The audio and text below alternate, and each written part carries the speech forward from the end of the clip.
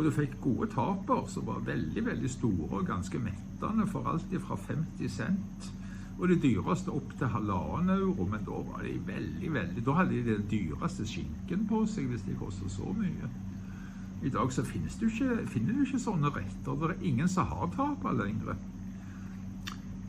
Tapa, det er jo, de fleste tror at det er en liten rett.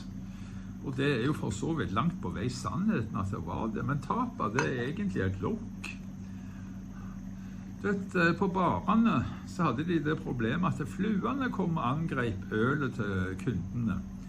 De fant ut at hvis de serverte litt mat til fluene på en liten tallerken og satt det som et lokk, altså en tapa. Tapa de gasolina, det er altså en bensinlokk. Eller, ja, bensinlokk rett og slett, ja.